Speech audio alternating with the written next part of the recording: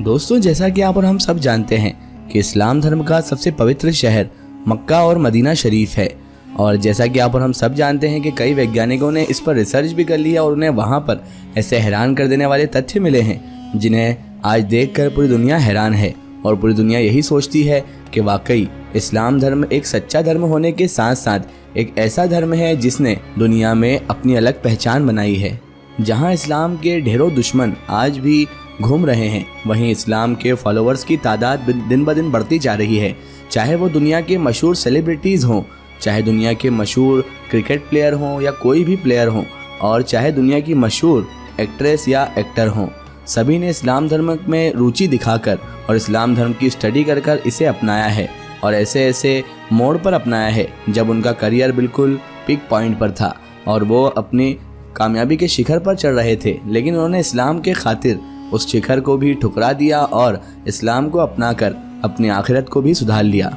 बहरहाल दोस्तों, जैसा कि आप और हम सब जानते हैं कि मक्का शरीफ यानी कि जहाँ पर काबा शरीफ मौजूद है, वहाँ पर एक ऐसी हैरत अंगेज़ चीज़ें देखने में आती हैं जो दुनिया में कहीं पर भी देखने में नहीं आती। और वाकई वैज्ञानिक और पूरी दुनिया हैरान है कि मक्का में कैसे चमत्कार, मिरेकल्स या फिर मौजज़ात देखने में आते हैं। दोस्तों, इसी तरह इस्लाम के सबसे मुक़द्दस शहर यानी मक्का में वैज्ञानिक जब एक रिसर्च कर रहे थे तो उनके सामने एक ऐसा हद से ज़्यादा पुराना और कीमती पत्थर आया जिसे सुनकर आप लोग भी हैरान हो जाएंगे और जिसे देखकर भी आप लोग हैरान हो जाएंगे। जी हाँ दोस्तों, एक ऐसा पत्थर जिसने पूरी दुनिया को और उन तमाम वैज्ञानिक को हैरान कर दिया है। ना सिर्फ उसने सब लोगों को हैरान किया है बल्कि फ्यूचर के लिए भी इस पत्थर ने बहुत सारी उम्मीदों को, बहुत सारी आशाओं को जगा दिया है। और दोस्तों, इस पत्थर पर जब वैज्ञानिकों ने रिसर्च की तो रिसर्च करने के बाद ये बात भी बिल्कुल क्लियर कट हो चुकी है कि ये पत्थर लगभग 1419 साल पुराना है, यानी 1419 ईयर्स ओल्ड। जी हाँ दोस्तों, हैरान कर देने वाली बात है लेकिन ये सत्य है।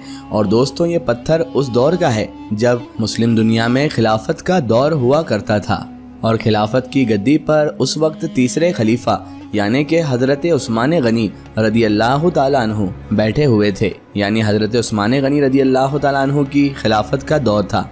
और दोस्तों, इसी के साथ साथ इस पत्थर जो अभी रिसर्च में मिला है, इस पर अरबी में कुछ लिखा हुआ भी है। और दोस्तों, ये लिखी हुई चीज़ ही वही चीज़ है जो इस पत्थर को हद से ज़्यादा कीमती और सबसे ज़्यादा ख़ास बनाती है। मगर दोस्तों, अब सवाल यही उठता है कि ऐतिहासिक तौर पर इस पत्थर की आखिर सच्चाई क्या है? ये पत्थर कब का है, कहाँ से आया है और आखिर ये कैसा पत्थर है? और इसके ऊपर अरबी लैंग्वेज में जो लिखाई है आखिर उसमें क्या लिखा है? और इस पत्थर का इस्लाम से इतना गहरा ताल्लुक क्यों है? और आखिर इस पत्थर पर ऐसा क्या लिखा है कि इसे वैज्ञानिक न सिर्फ हद से ज्यादा अहमियत दे रहे हैं बल्कि इस पत्थर से तो बहुत सारी उम्मीदें भी जोड़ी जा रही हैं दोस्तों। और इतना ही नहीं दोस्तों, इसे पूरी मुस्लिम दुनिया के लिए भी एक बड़े तोहफे के रूप में देखा जा रहा है। तो चलिए दोस्तों, आज हम आपको ये सारे सवालों के जवाब अपनी इस वीडियो में साफ तौर पर बता देंगे। दरअसल दोस्तों, सऊदी अरेबिया की राजनीति में यानी पॉलिटिक्स में मोहम्मद बिन सलमान की एंट्री के बाद सऊदी अरब में जो बहुत सारे पॉजिटिव और नेगेटिव चेंजेस आए हैं, उनमें से एक चेंज ये भी है कि दुनिया भर के अलग अलग इलाकों से बहुत सारे आर्कियोलॉजिस्ट को सऊदी अरेबिया में बुलाकर अलग अलग सऊदी अरब के इलाकों में रिसर्च भी करवाई जा रही है ताकि सऊदी अरब की ऐतिहासिक चीज़ों को ज़्यादा से ज़्यादा तौर पर ढूंढा जा सके।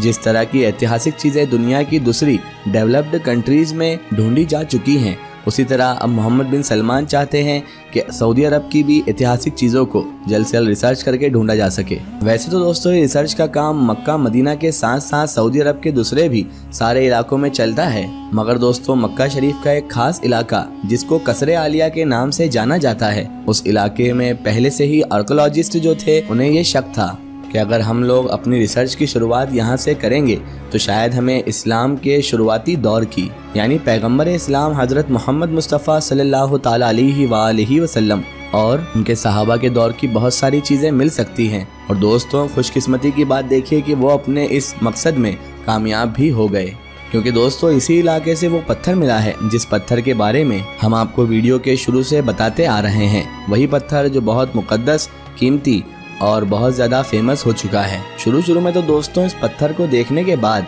इस पर जो लिखाई मौजूद थी वो इन लोगों के बिल्कुल भी समझ में नहीं आ रही थी, मगर जब बाद में इन लोगों ने अरेबिक लैंग्वेज के एक्सपर्ट को बुलाया, उसके माहिर को बुलाया, तो उस माहिरीन ने इस बात को पूरी तरह से क्लियर किया कि आखिर इस अरबी में इसके ऊपर क्या लिखा हुआ है। और दोस्तों हम आपको बता दें कि इस पत्थर पर अरेबिक में जो टेक्स्ट लिखा गया है उसका साफ तौर पर यही मतलब है कि मैं ज़ुहैर अल्लाह ताला पर ईमान लाया। और इसी के साथ साथ उस्मान गनी रज़ी अल्लाह ताला अन्हु के साथ साथ उनके दौर की तारीख भी लिखी हुई है। यानी कि दोस्तों ये कीमती पत्थर आखिरी पैगंबर हजरत मोहम्मद मुस्तफ़ा सल्लल्लाहु ताला अलैहि वसल्लम के मक्का से मदीना शरीफ की तरफ हिजरत करने के सिर्फ और सिर्फ 24 साल बाद का है। और अब अगर हम दोस्तों इसको दूसरी तरीके से समझे तो हम ये भी कह सकते हैं कि जिस दौर में इस पत्थर के ऊपर ये टेक्स्ट लिखे जा रहे थे उस वक्त तक आखिरी पैगंबर हजरत मोहम्मद मुस्तफ़ा सल्लल्लाहु ताला अलैहि वसल्लम को इस दुनिया से ज़ाहिरी तौर पर गुजरे हुए सिर्फ और सिर्फ 14 से 15 साल ही हुए थे। यानी कि सिर्फ उनके विसाल शरीफ के 14 से 15 साल बाद ही इस पत्थर पर यह तहरीर लिख दी गई थी। जैसा कि दोस्तों हम सब जानते हैं कि ये वो दौर था जिस दौर में लिखने के लिए कागज वगैरह की जो चीजें थी वो नहीं हुआ करती थी। इसीलिए जब भी किसी को कुछ भी लिखना हुआ करता था तो वो लोग या तो चमड़े पर लिखा करते थे, जानवरों की खालों पर लिखा करते थे या फिर पत्तों पर लिखा करते थे। और कभी कभी ये लोग पत्थर पर भी इस बात को लिख दिया करते थे। यही वजह है कि इस इलाके पर रिसर्च करने वाले आर्कियोलॉजिस्ट का यही मानना है कि ये पत्थर तो अभी सिर्फ एक शुरुआत है और शुरुआती तौर पर हमें ये ऐतिहासिक पत्थर मिल गया है। इस तरह से हमें अगर यहाँ पर रिसर्च करने का और वक्त मिला तो हमें यहाँ पर ऐसी ऐतिहासिक चीज़ें और भी बहुत सारी मिल सकती हैं। क्योंकि दोस्तों दुनिया के हर इलाके में यही चीज़ें देखी गई हैं कि पहले तो शुरुआत एक छोटे से पत्थर के टुकड़े से ही होती है, मगर बाद में फिर बड़ी बड़ी चीज़ें भी ढूंढ ली जाती हैं। इवन कभी कभी तो एक छोटे से पत्थर की मदद से ही पूरी के पूरी सिविलाइजेशन ही मिल जाती है, जिसका सबसे बड़ा सबूत तो हमारे भारत देश, हमारे हिंदुस्तान में मिलने वाली ही हड़प्पा और मोहनजोदड़ो हैं। फिलहाल दोस्तों अब अरब दुनिया के आर्कियोलॉजिस्ट ये दावा कर रहे हैं कि सिर्फ इस छोटे से पत्थर की मदद से ही आने वाले दिनों में बहुत सारे बड़े बड़े राज खुलने वाले हैं। हमको उस दौर की न सिर्फ बहुत सारी कीमती चीज़ों का पता चल जाएगा, बल्कि ऐसी बहुत सारी कीमती चीज़ें हमें इस रिसर्च के दौरान मिल भी सकती हैं कि जो उस दौर में सहाबाए किराम रिज़वानुल्लाहि ताला अलैहिम अजमईन या नबी मुकर्रम सल्लल्लाहु ताला अलैहि वसल्लम की तरफ से यूज़ की गई हों। क्योंकि दोस्तों जाहिर सी बात है कि उस दौर के हर चीज़ का जो इल्म है ऐतिहासिक किताबों में और ख़ास तौर से हदीसों की किताबों में मौजूद होता है।